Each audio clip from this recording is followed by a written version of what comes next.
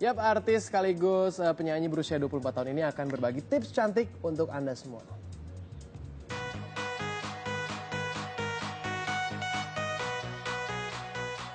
Setiap wanita tentunya ingin terlihat cantik. Bermacam cara dilakukan oleh seorang wanita agar dirinya terlihat cantik. Apakah definisi kecantikan hanya bersentuhan dengan bagian wajah dari seorang wanita? Mungkin iya, mungkin juga tidak. Lalu bagaimana seorang Donita mendefinisikan kecantikan serta mengurai berbagai tips untuk menjaga kecantikan tersebut?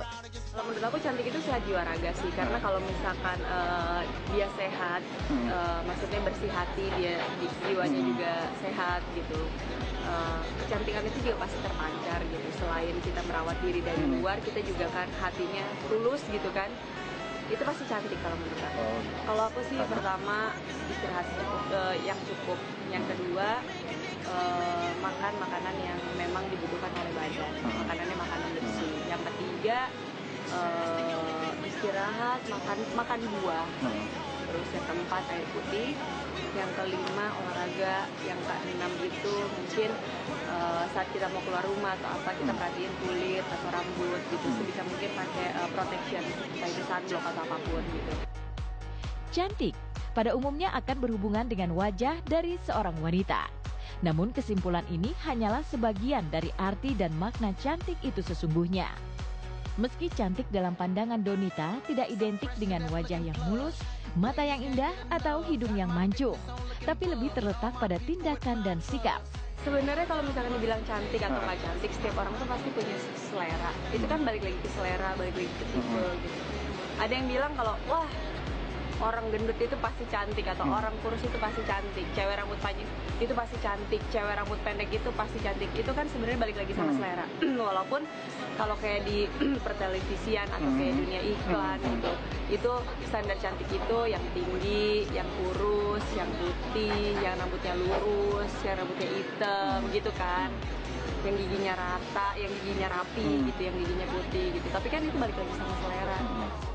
Namun tak dapat dipungkiri bahwa wajah masih menjadi tolok ukur dari sebagian besar orang dalam mendefinisikan kecantikan. Apapun definisi tentang kecantikan, tetap saja kecantikan bukan menjadi tolok ukur dalam menjalani kehidupan. Yang terpenting adalah bagaimana mencintai dan merawat tubuh agar tetap terhindar dari segala penyakit. Sebab kesehatan menjadi faktor penting bagi seseorang untuk menjalani kehidupannya. Lalu bagaimana Donita merawat serta menjaga kesehatan tubuhnya?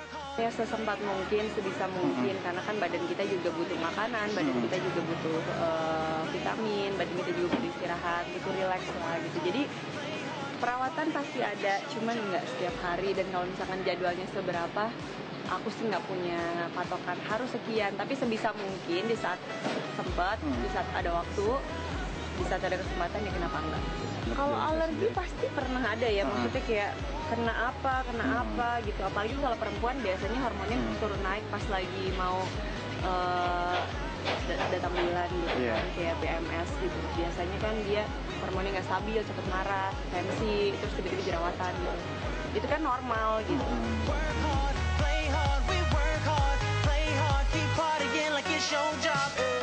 Ya, kalau yang kayak Donita mah mau ngapain aja udah cantik banget. Sama kayak kamu juga cantik. Tapi ngomong-ngomong soal kecantikan ya, esensi cantik menurut seorang Maria tuh apa sih?